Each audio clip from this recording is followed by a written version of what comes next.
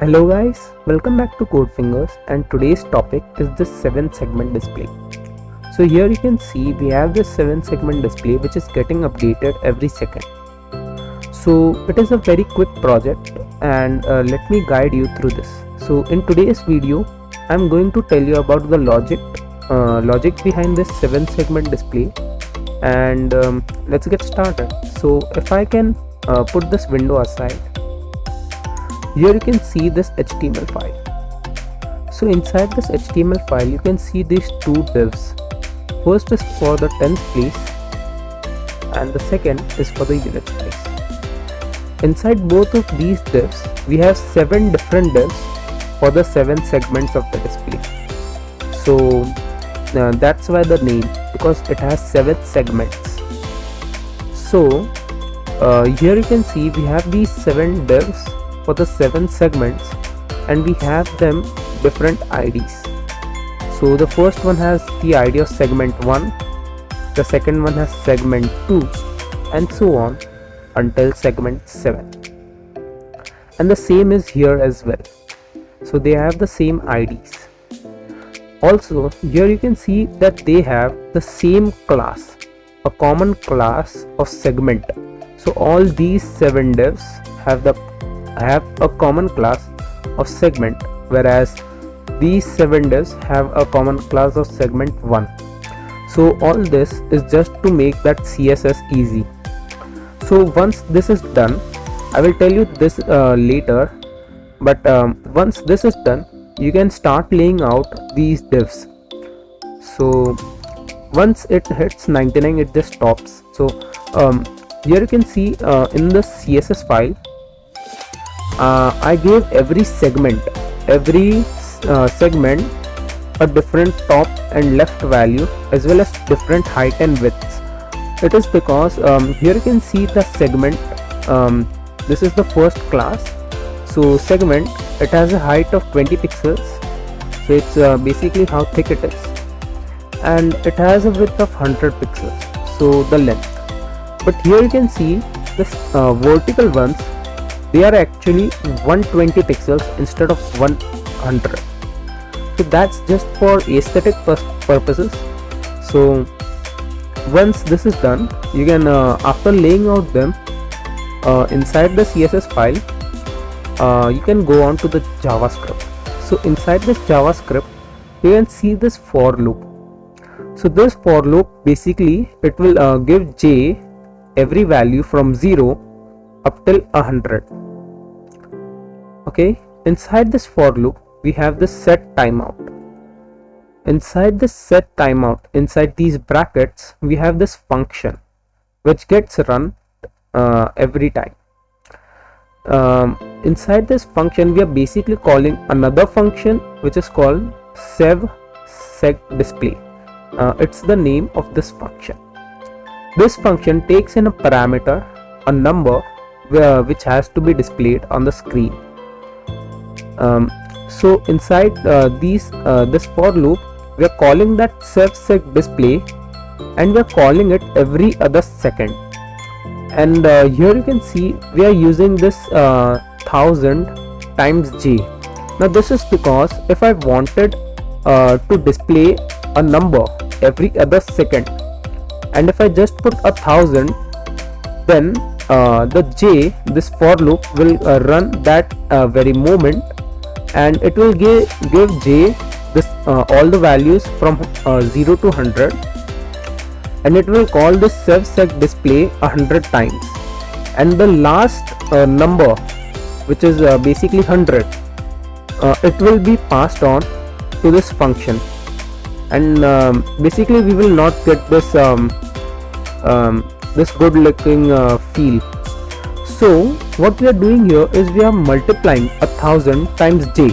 So if we want to display 2, we want to display on the second, that's why we are multiplying 1000 times 2. So basically if we wanted to display 59, so we are multiplying 1000 times 59.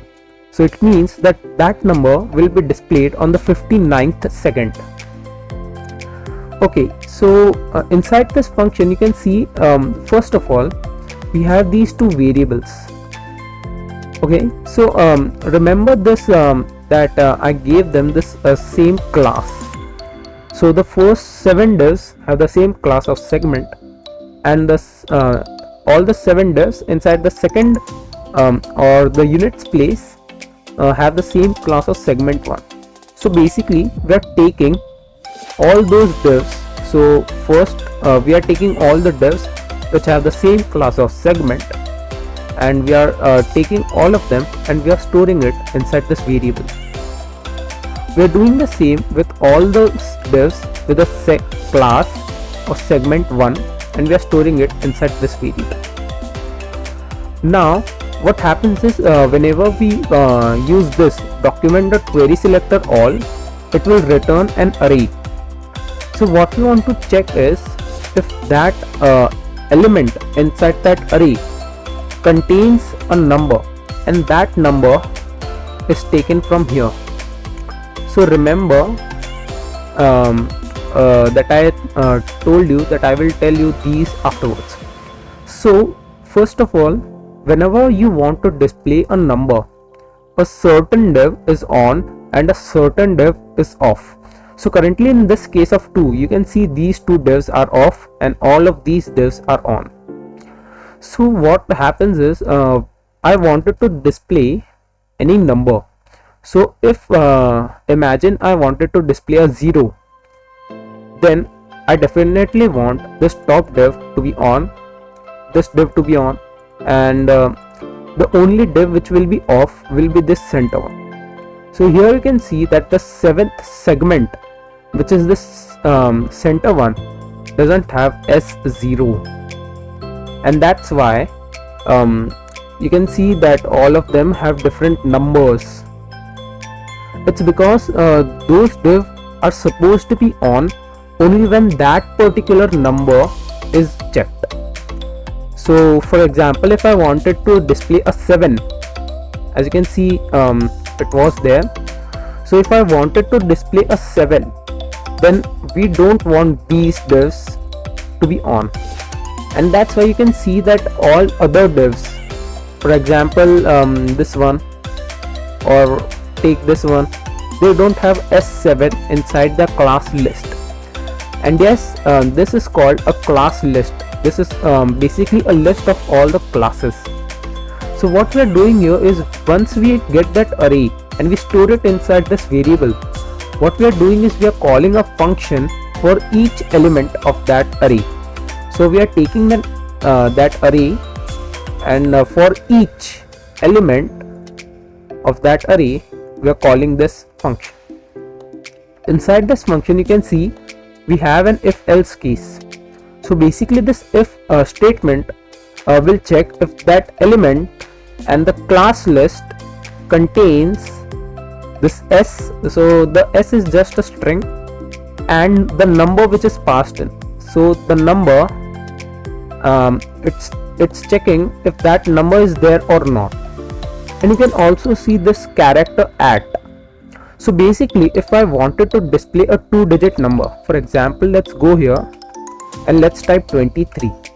So inside this, if you can see, if I wanted to display this 23, then 2 is at the 0th index, and whereas 3 is on the 1st index. And that's why if you wanted to display a number on the 10th place, we want the character at 0. And similarly, if I wanted to display a number at the units place, then we want the character at 1. And that's why we are using that. Okay, so once we check that if that number is there in the class list, we are basically turning the background color of that element to be red.